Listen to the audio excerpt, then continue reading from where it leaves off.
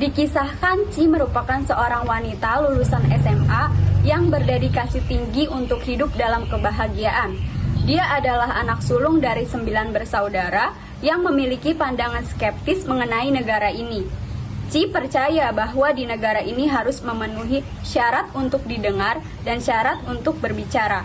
Syarat berbicara sederhana, hanya menggunakan mulut dan mengeluarkan suara saja. Sedangkan syarat didengar kompleks, harus mempunyai kedudukan, berpendidikan tinggi, dan soal suap menyuap. Suatu hari, ia bertemu Pak Dahlan, seorang ketua partai ternama. Pak Dahlan berkeinginan untuk mengajak Ci bergabung sebagai kader partainya.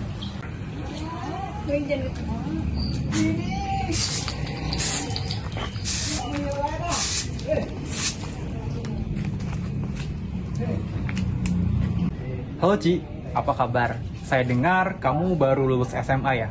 Nah, di situasi seperti ini, kamu pasti butuh pekerjaan kan? Kabar baik Pak, kebetulan minggu yang lalu saya baru saja melaksanakan kelulusan SMA saya. Nah, kan benar. Kebetulan, di partai saya ada satu posisi yang kosong yang bisa kamu tempatin di sana. Kamu gak usah ragu untuk bergabung dengan partai saya. Semua pekerja saya jamin sejahtera. Tak hanya itu, kemampuan yang kamu miliki dapat tersalurkan dengan baik di sana, bahkan meningkat. Baiklah, terima kasih atas tawaran yang berharga. Saya akan menggunakan kesempatan ini dengan baik bagi kehidupan saya. Saya terima ajakan Bapak. Bagus. Sekarang kamu menjadi salah satu bagian dari partai saya. Selamat bergabung. Setelah menyetujui ajakan Pak Dahlan, Ci diajak ke salah satu rumah dinas Pak Dahlan untuk mulai bekerja pada esok hari. Ci diminta untuk menemui Rina, salah satu anggota partai yang mengarahkannya ketika ia berada di sana. Halo, kenalin aku Rina, salah satu anggota kader partai yang Pak Dahlan ketuai. Aku bakal ngarahin kamu untuk bekerja di sini. Kalau ada kesulitan dalam pekerjaan, kamu bisa tanya aku ya. Baik, terima kasih Mbak Rina atas penjelasan dan arahannya. Oh iya, hari ini saya ngapain saja ya? Oh, hari pertama kamu pelajari anggaran dasar, anggaran rumah tangga, lalu dasar ideologi negara. Terus di sini banyak buku yang bisa kamu pelajari. Buku ini mudah dimengerti dan sudah ada kata kunci di dalamnya. Nah, setelah itu baru kamu bisa mendata kartu keluarga di daerah sekitar sini ya. Hari itu pekerjaan Ci sangat banyak, sehingga hari pun sudah larut malam, dan rekan kerja sudah pulang terlebih dahulu. Maka dari itu, di dalam rumah singgah hanya tersisa Ci dengan Pak Dahlan saja.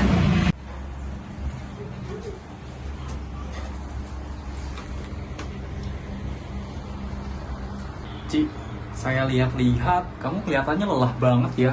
Tuh, lihat tuh, keringatmu bercucuran kayak begitu. Coba sini duduk, lepas penatmu terlebih dahulu. Terima kasih Pak atas tawarannya. Saya ingin melanjutkan saja pekerjaan saya sampai tuntas. Kebetulan sebentar lagi selesai kok. Sudahi pekerjaanmu sekarang. Kan masih ada waktu besok untuk melanjutkan pekerjaannya. Ayo sini duduk. Baik Pak, saya segera menuju.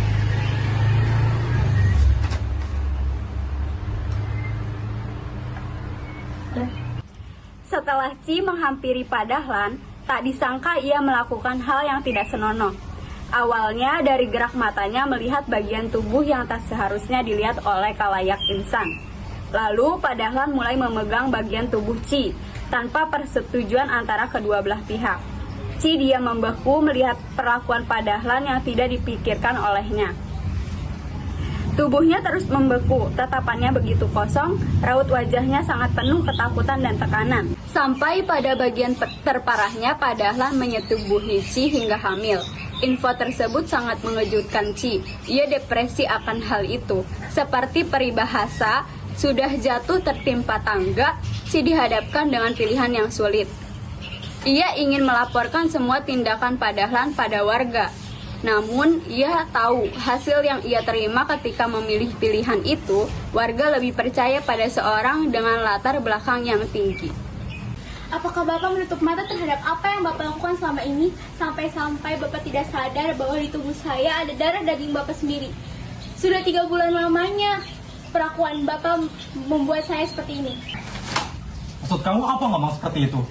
Kamu ini mau memanfaatkan saya di tengah puncak karir saya, ha? Kamu itu memang perempuan yang tidak tahu terima kasih. Saya sudah memberikan kehidupan kamu yang jauh lebih layak daripada sebelumnya.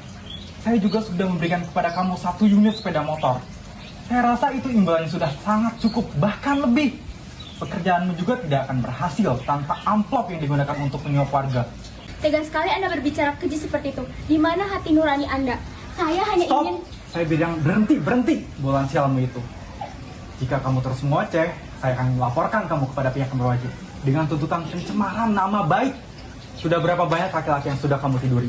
Banyak pekerja pria di sini yang memungkinkan itu adalah anak dari salah satu mereka.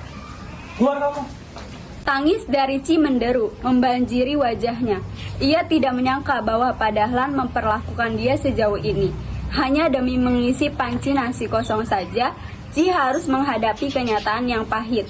Ci sudah cukup memperjuangkan panci nasi yang kosong itu, ia akhirnya pindah ke desa terpencil untuk mendapatkan kenyamanan. Sementara itu, pria bengis tanpa hati nurani telah terpilih menjadi DPR.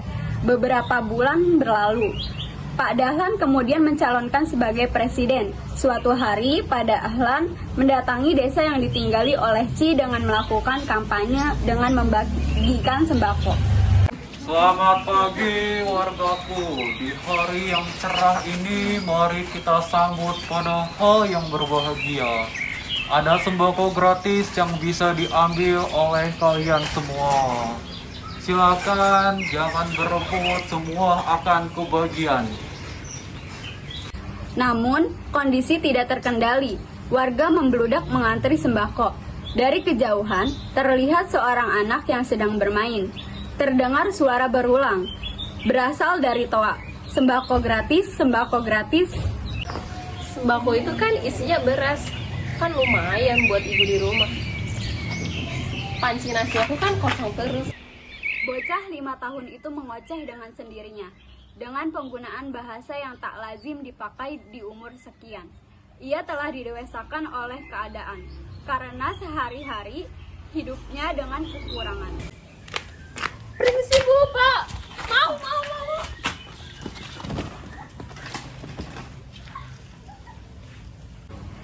Tak disangka, badan mungil ia terpontang-panting ke sana kemari, karena terdesak oleh orang banyak.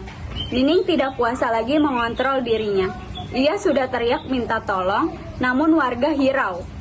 Pada kasus terburuknya, kejadian yang tidak pernah terbayangkan terjadi. Tiba-tiba seorang warga mengetuk pintu rumah Ci.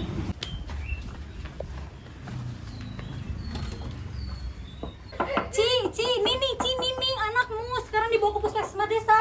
Ada apa dengan Nining? Dia ikut antri sembako kampanye Pak Dahlan yang ingin mencalonkan sebagai presiden, Ci. Tahu kan banyaknya orang seperti apa? Kepalanya dia berdarah, terus nafasnya juga tersengal-sengal, Ci. Tanpa berpikir panjang, Ci bergegas pergi menemui Nining ke puskesmas. Ketika Ci sampai di puskesmas, ia mendapat kabar bahwa ternyata Nining sudah tidak tertolong. Dalam arti meninggal dunia. Nining langsung dibawa pulang oleh Ci ke rumah untuk langsung dikebumikan. Sabar ya. Tak disangka Pak Dahlan hadir untuk melayat Nining yang tak lain adalah anaknya sendiri. Ci tak terima dengan kehadiran Pak Dahlan dan langsung marah. Sabar ya.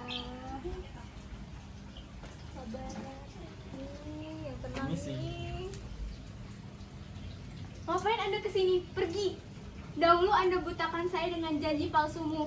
Namun sekarang apa? Lihat. Kamu bunuh anakmu sendiri. Sudah berapa banyak perempuan yang kamu tiduri sehingga menjadi calon presiden seperti ini? Pergi. Ci tiba-tiba pingsan setelah berkata kepada Pak Dahlan dan langsung dibawa ke rumah sakit jiwa oleh para warga karena diduga mengidap penyakit kejiwaan pasca kehilangan anaknya.